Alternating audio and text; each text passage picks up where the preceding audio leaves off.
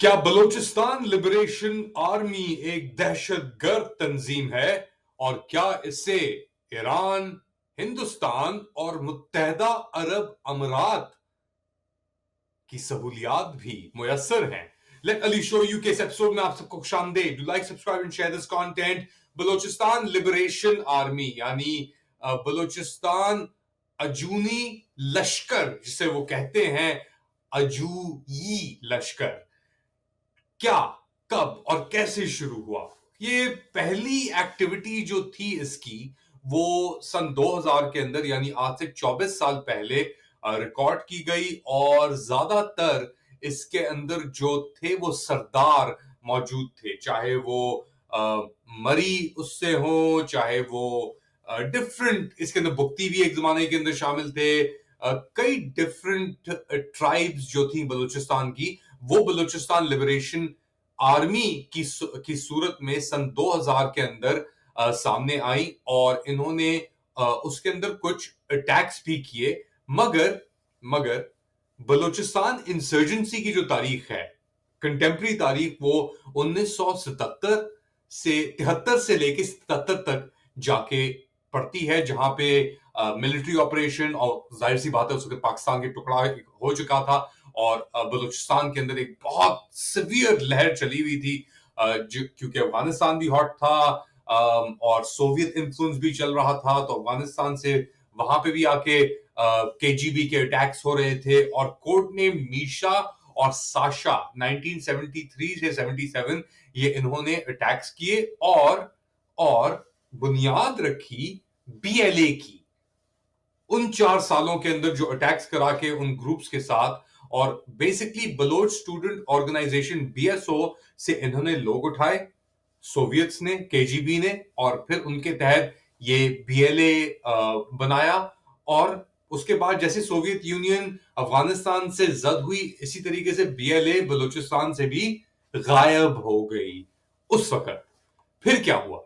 फिर हमने देखा कि 2000 और 2004 के अंदर स्पेशली एक नई लहर चली पाकिस्तान के अंदर। और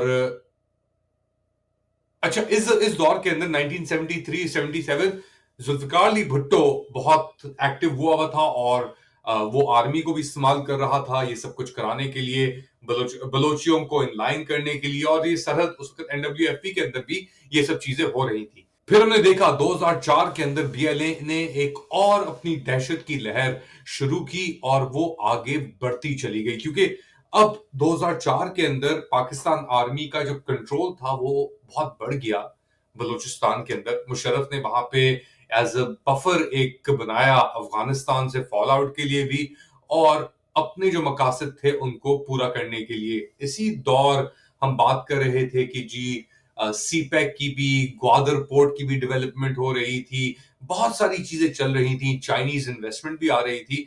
तो बीएलए ने फिर एक बार फिर दहशत की लहर शुरू की 2004 के दरमियान, और पाकिस्तान ने बलूचिस्तान लिबरेशन आर्मी को एक दहशतगर्द तंजीम करार दिया 7 अप्रैल 2006 को, क्योंकि इसके अंदर वो कॉन्स्टेंटली अटैक कर रहे थे पाकिस्तानी अफवाज पाकिस्तान को।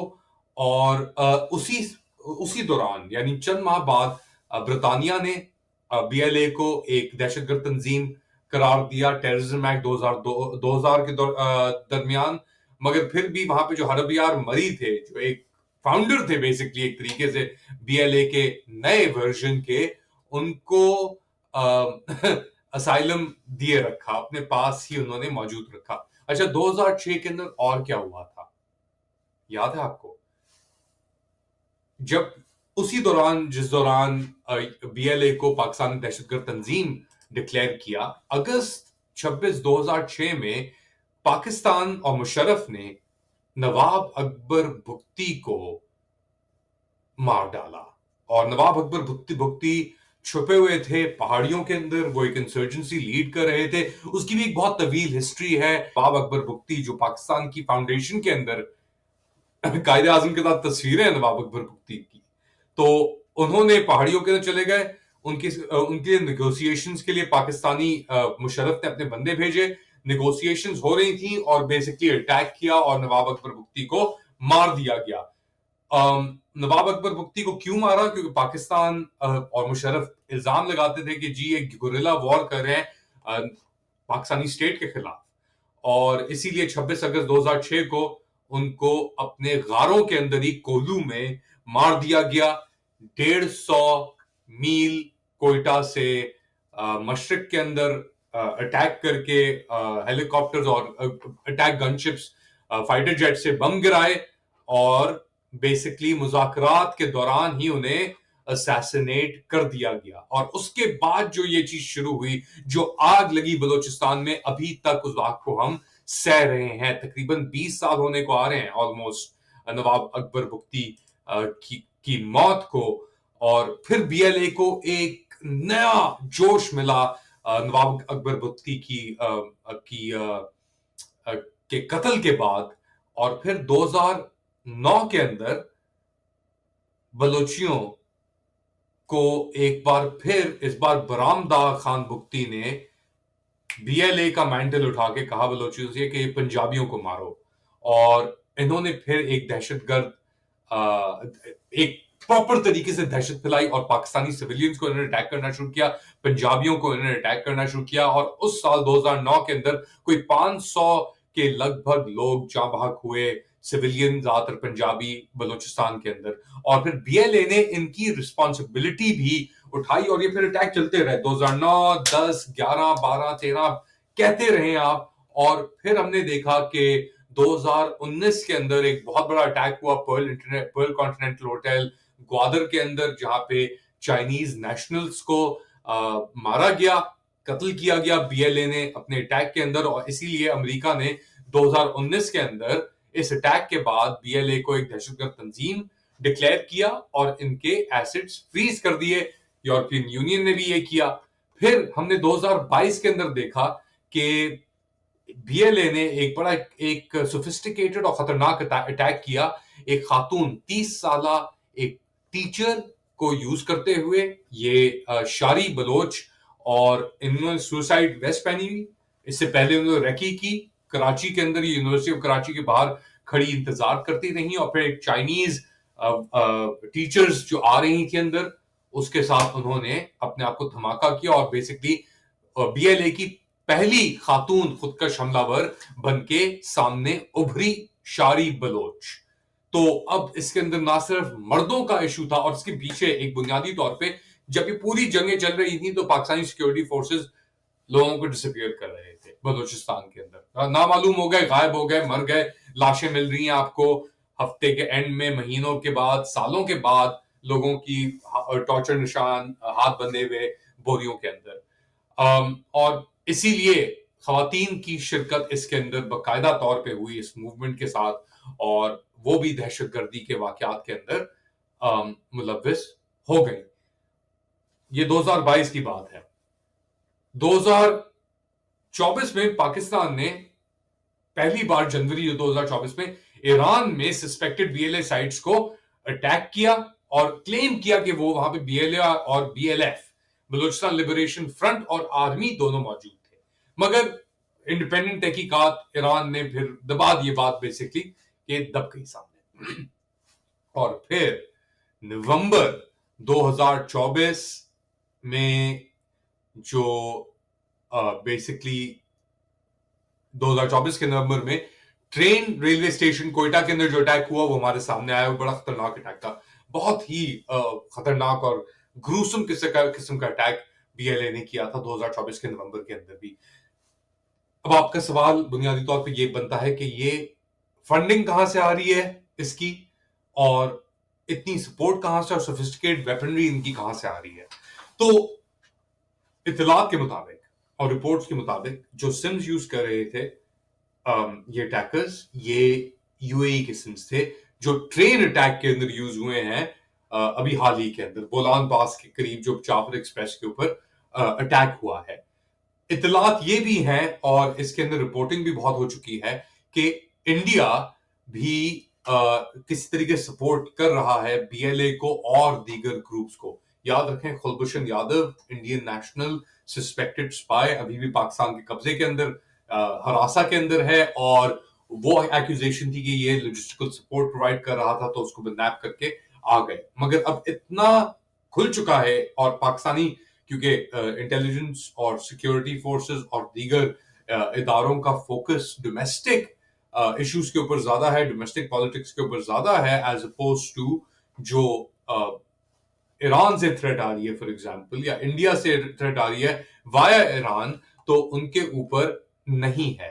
अब पाकिस्तान ने इंडिया के साथ साथ इल्जाम लगाने के अफगानिस्तान के ऊपर भी इल्जाम लगाया है कि ये बीएलए के हाइड आउट प्रोवाइड कर रहे हैं यहाँ पे, बट पैसा कहाँ से आ रहा है, कहाँ जा रहा है? ये जो है फॉर एग्जांपल बीएलए के मोस्ट इफेक्टिव ग्रुप जो हैं, मजीद ब्रिगेड और दीगर, ये हैं आपके नॉन सरदार, क्योंकि ज्यादातर सरदारों के पास पैसा होता है ना, और वहां पे बहुत एक सिवियर हायरार्की है कि सरदार बॉस है और उसके नीचे हर कोई है। मगर अब बीएलए ने एक लिबरलाइजेशन कर दी, क्योंकि सरदार इरेलेवेंट तो नहीं हुए, पैसा अभी भी उनके पास है, मगर जो ऑर्गेनाइजेशन और एग्जीक्यूशन है वो अब पढ़े लिखे बलोच के पास आ गई है।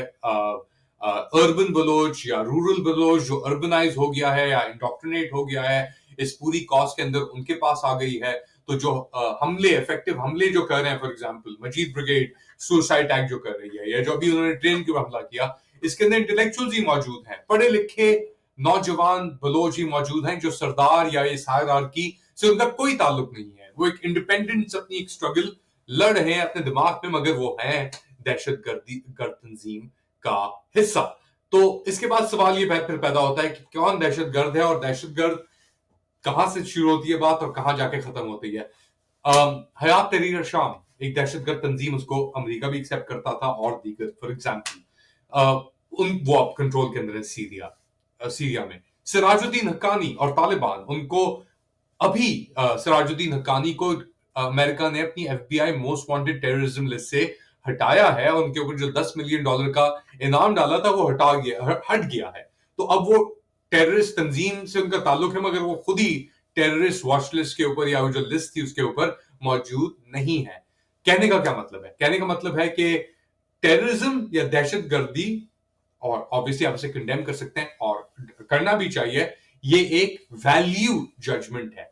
मगर जिस कॉज के लिए आप लड़ रहे हैं, फॉर एग्जांपल अगर आप उसके यकीन रखते हैं, आप कहते हैं मैं वायलेंट मीन्स के थ्रू अपनी पॉलिटिकल कॉज को सपोर्ट करूंगा, तो वो दहशतगर्दी है basically, right? If a political cause is affected. मगर अगर आप रेजिस्टेंस कर रहे हैं तो आप उस तरीके से नहीं देखेंगे, और वो ऑब्वियसली क्लीशेज भी आ जाते हैं कि one man terrorist another man freedom fighter. But जो लहर अब चली है इन अटैक्स की, और ये स्पेसिफिकली सिक्योरिटी फोर्सेस को टारगेट कर रहे हैं, चाइनीज नेशनल्स को टारगेट कर रहे हैं, और चाइनीज प्रोजेक्ट्स को टारगेट कर रहे हैं, चाइनीज इंफ्रास्ट्रक्चर जो बना रहे हैं उनको टारगेट कर रहे हैं, वो एक लंबी फहरिस्त है और वो रुकती नहीं है बेसिकली। तो अब आप सवाल पूछ सकते हैं कि इसके पीछे स्पेसिफिकली चाइनीज क्यों? क्या इंडिया वाकई में इन्वॉल्व है?